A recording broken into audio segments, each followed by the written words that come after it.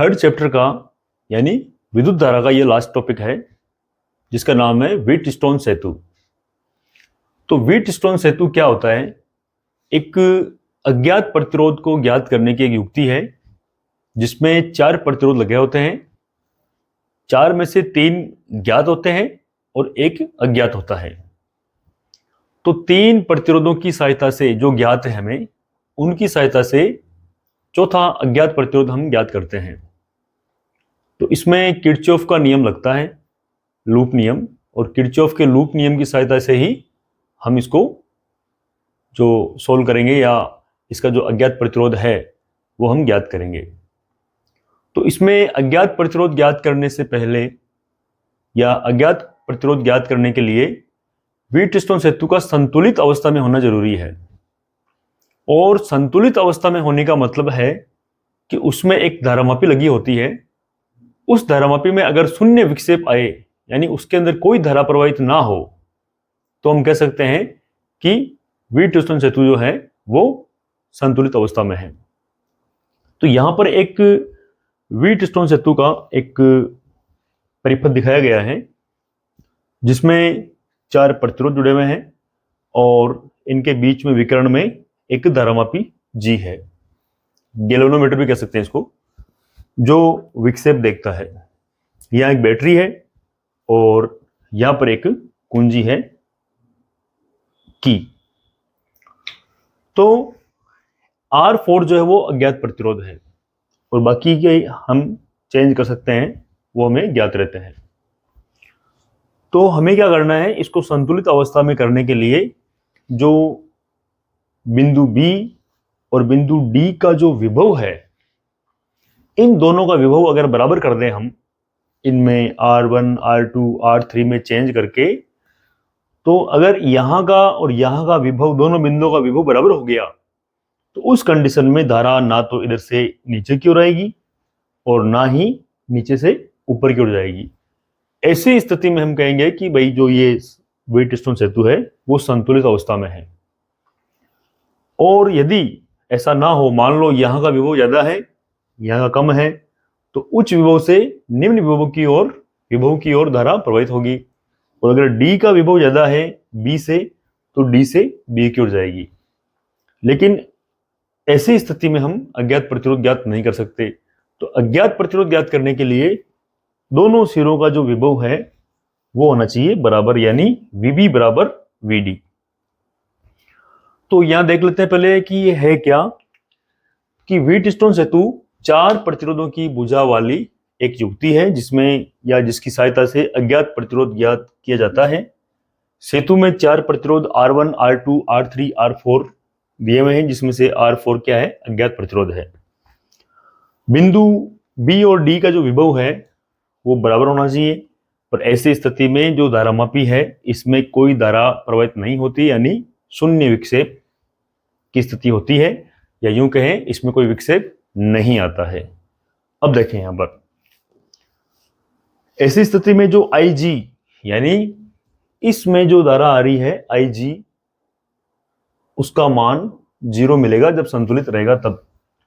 और इस स्थिति में सेतु की जो संतुलित स्थिति कहलाती है, यानी ये जो स्थिति है ये व्हीटस्टोन सेतु की संतुलित अवस्था कहलाती है। और इस स्थिति में क्या है, जो धारा I1 इधर आ रही है वही धारा I3 इस तरफ जाएगी, और जो I2 है वही धारा I4 होगी, यानी बीच में धारा नहीं आएगी। तो ये जो धारा यहां पर होगी वही यहां मिलेगी, और जो धारा यहां होगी वही धारा यहां मिलेगी। अब इसके बाद देखते हैं इसमें किरचॉफ का जो पास नियम है, लूप नियम है, दूसरा नियम है, वो इसके ऊपर लागू करेंगे। इसमें 2 लूप दिख रहे हैं हमें, एक दिख रहा है ABDA और दूसरा दिख रहा है BCDB। तो इनमें हम लूप नियम लगाएंगे।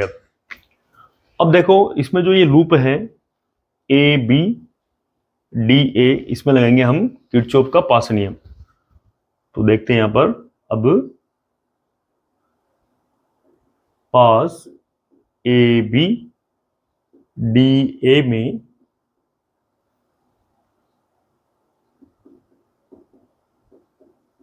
किरचॉफ के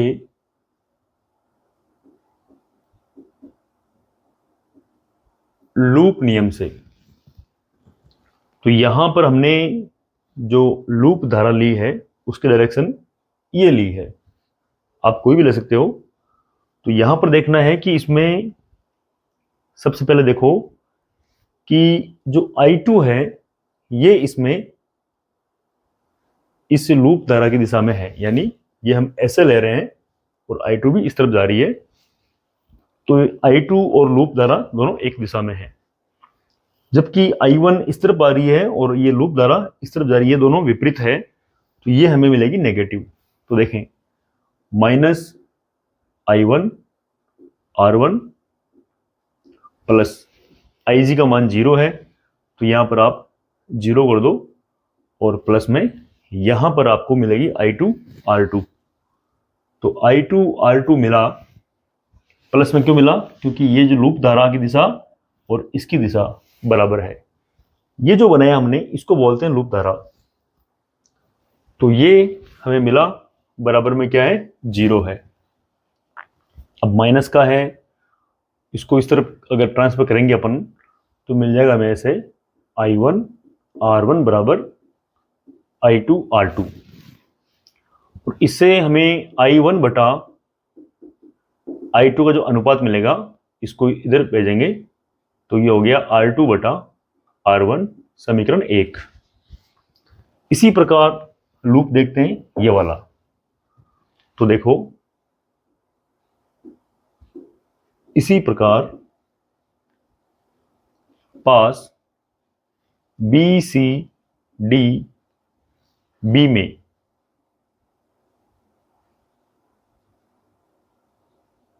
किरचॉफ के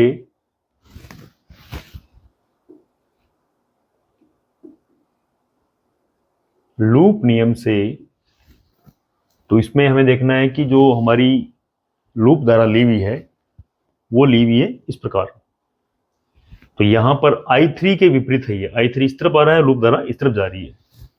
तो हम लेंगे यहां पर minus I3 R3 plus 0 plus 0, यहां पर धारा 0 है और यहां हो जाएगी I4 R4 बराबर में 0। अब हमने देखा कि संतुलित अवस्था में क्या है, जो धारा I1 है वो I3 के बराबर है और जो I2 है वो I4 के बराबर है। तो देखो हमें पता है कि I1 बराबर I3 और I2 बराबर I4 होता है। तो यहां पर क्या करेंगे, हम इसकी जगह कर दो I1 R3 और यहां कर दो I2 R4 बराबर 0। माइनस का है बराबर लेंगे तो ये प्लस में हो जाएगा I1 R3 बराबर I2 R4। अब देखो यहां पर हम क्या करेंगे, इसको इधर लाएंगे तो ये हो गया I1 बटा I2 और R3 को इधर लाओ तो ये हो गया R4 बटा R3। तो एक ये हमें समीकरण मिला है 2, ये एक समीकरण है और ये 2 है। अब ये भी I1 बटा I2 है और ये भी I1 बटा I2 है, दोनों बराबर है। तो दोनों को बराबर रखते हैं। देखो यहां पर, तो यहां पर I1 बटा I2 और यहां पर भी I1 बटा I2 आ रहा है, तो दोनों समीकरण बराबर है। तो देखें समीकरण 1 व 2 से यहां पर जो आ रहा है ये आ रहा है, देखो इस I1 बटा I2 की जगह ये रखेंगे हम R4 बटा R3। ये हो गया R4 बटा R3, किसकी जगह रखा हमने? इसकी जगह ये वाला मान, और बराबर में है R2 बटा R1। तो ये हो गया R2 बटा R1। अब अज्ञात प्रतिरोध R4 है, हमें ये R4 निकालना है। तो देखें यहां से हमें R4 मिलेगा, ये R3 इधर आएगा गुणा में, तो R2 R3 बटा R1 ये अज्ञात प्रतिरोध है। और ये फॉर्मूला हमें याद रखना है।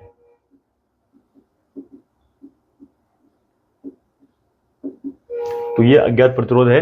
और अज्ञात प्रतिरोध ज्ञात करने का एक सीधी ट्रिक्स ध्यान कर लो आप, कि जैसे कि हमें R4 अज्ञात प्रतिरोध ये निकालना है, तो ध्यान रखना इसके जो सामने आ रहा है R1 वो हमेशा बट्टे में रहेगा, और बाकी जो साइडों में जो आ रहे हैं उनको गुणा कर दो, जैसे कि R2 गुणा R3।